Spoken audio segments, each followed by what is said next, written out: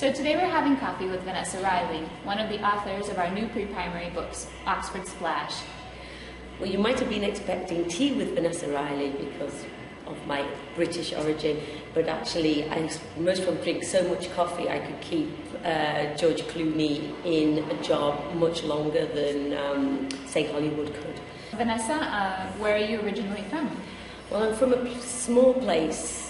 That won't make me very popular in the place, but anyway, I'm from a small town between Liverpool and Manchester called Warrington. And actually, it should be a lot more famous than it is because it has a big legacy. It's where Lewis Carroll, the author of Alice in Wonderland, was actually born, which is quite a big coincidence because then Lewis Carroll then went to Oxford, of all places, and you can visit both his homes in Warrington and Oxford. I went to school in Liverpool and I went to university at Manchester, so, you know, I have a link to all of the three places, which is why I've mentioned all three. And what was your favourite subject in school? I think my favourite subjects, I have to say subjects because I don't think I had a particularly favourite one, were languages, so French and Spanish or Castellano. And I think I liked those because I was good at them, which is often why children like a subject. But I also liked PE because I'm very energetic and needed time to sort of blow off steam. So I really liked PE because it was a chance to sort of channel that extra nervous energy. And I also loved art, although you know, I realised that maybe I didn't have a profession in art just because it allowed me to be creative. So it was the time in school when I was allowed to be more creative. Did you have any particularly inspiring teachers? Yeah, I mean, I had some very inspiring teachers and I also had some not so inspiring teachers. But to tell the truth, I really cannot remember the names of the uninspiring ones. I think I had two very inspiring teachers. One was my French teacher who, thinking back, was most probably close to retirement when she taught us. But she, at a time when children were doing grammar translation in schools, so we're talking about over 30 years ago, she wanted us to communicate in French and would organise trips to, say, a local patisserie in Liverpool where they only spoke French, or well, obviously they spoke English for the English clients, but they only spoke to us in French, and it was I remember it as clear as day, you know, going to this patisserie and having to speak in French to the owners and the waiters. And I also had a very inspiring Spanish teacher who was a nun. And in fact, I'm still in touch with her now, so I still write to her at Christmas. Where did you find inspiration for Splash? Well, I suppose, obviously, there's experience of writing, but I think most of our experience comes from the children and what they like. And I wrote Splash with my friend and colleague, Manika Minotete. And actually, when this morning I was counting and realised that between us combined, we've actually got over 50 years experience teaching children. So most of our inspiration comes from what they like, and very young learners love fantasy, and they often combine fantasy with the real world. And,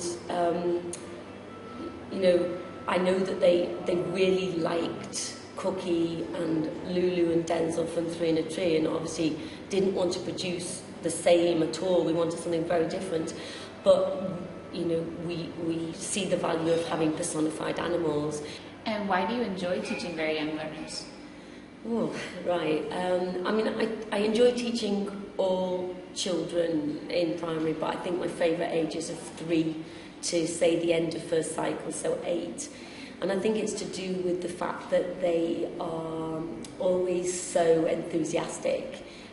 Even with the sort of most mundane things, like a box is suddenly a magic box, and they will believe things very easily, and so we can be really fun, and they will enter into the fun of things maybe more than an older child might say, I know, sei tonta, or, you know, and it's something that that I find just a lovely quality in children.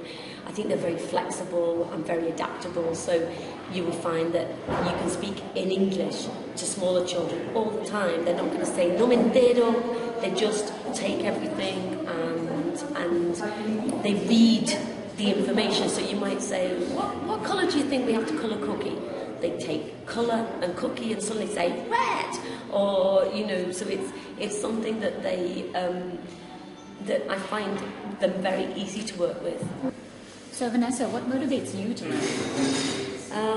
I suppose we tend to relate learning to school or the university situation, but I think as teachers we're constantly learning.